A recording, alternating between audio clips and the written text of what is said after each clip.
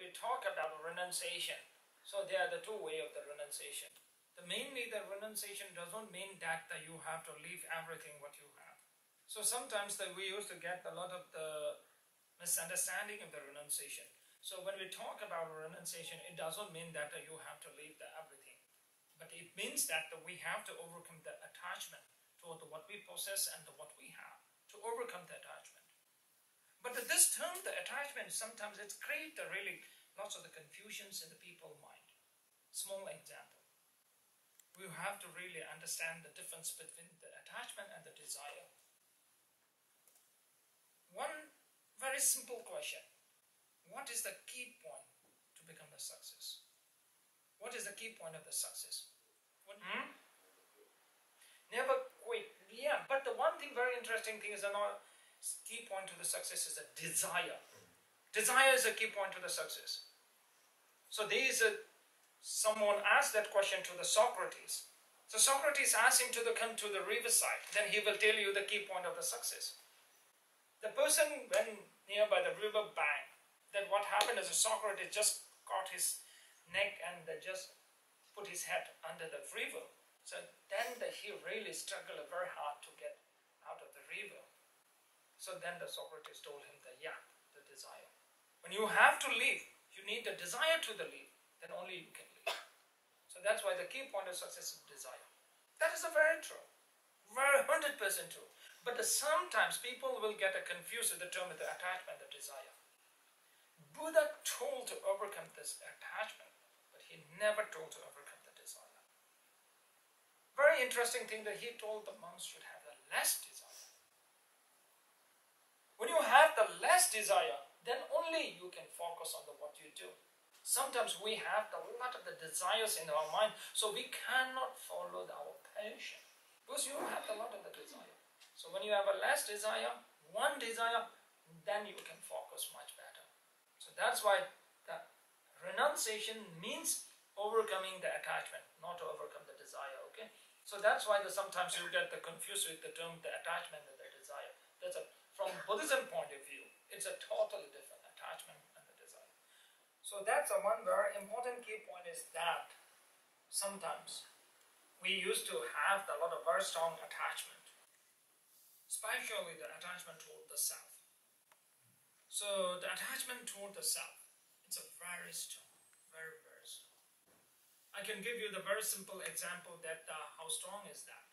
Whether you can call that a self-attachment or whether you can call it as an ego or whatever different names. In case, if you take the group picture after the sessions, and once you get that group picture in your hand, to whom you will look first?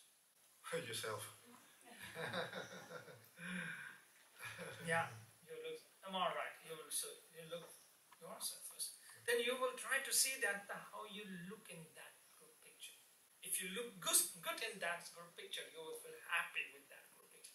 It doesn't matter at all how the others look in that group picture. It doesn't matter to you at all. You will just look at yourself how you look in that group picture. So that's what we call the self-attachment. But you will not knowing that this self-attachment is the root cause of the stress, root cause of the depression. But in my experience with the people who are having the depression and the stress, really that mainly comes from because of the focusing too much on the self. Focusing too much on the self. That's why the renunciation is teaching us how we can overcome the self-attachment. When you're overcoming the self-attachment, but the one thing that really, it doesn't mean that we should not love ourselves. We should love ourselves, but we should not get attached to ourselves. Now you might think that what will be the difference between the love and the attachment? There's a very small difference between the love and the attachment. Very small. A couple of the years back, one gentleman asked me to pray for him.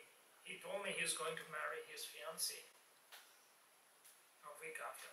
So then I asked him that why you are going to marry your fiancée. He told me that if he marry his fiancée, he will become more happy. So I told him that you are thinking very wrong. You should not think that way. You should think that if you marry your fiancée, she will become more happy.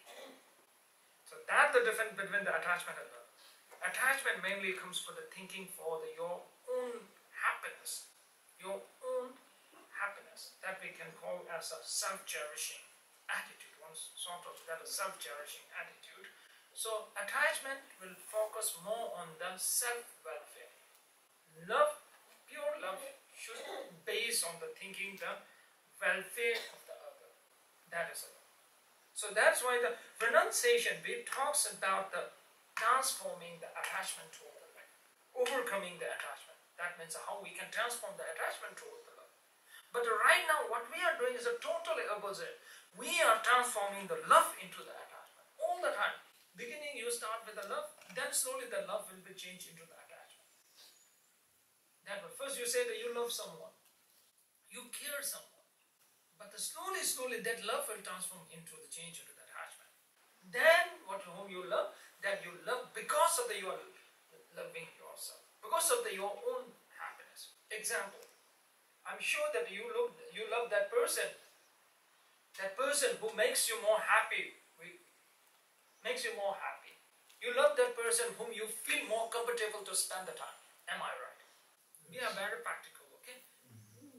So that's why be the practical and think that what does the love mean to you? You love someone whom you feel very happy. You love someone that when you can feel happy to spend the time with that person. Because that is the love sometimes that when you look very deep down at that love story, it is more like a self-cherishing attitude. That is self-cherishing attitude. So that's why in this renunciation part, it's teaching us how we can transform the attachment into the love. But what we are doing is we are transforming the love into the attachment. So that's the point. So that's why when we talk about renunciation, so that means that it is talking about we have to overcome the attachment, not overcome the love. So that's why attachment and love is totally different two things. So there is one joke. There is one student asked one master that, can we use the email? So he said, master, completely fine. You can use the email, but email without attachment.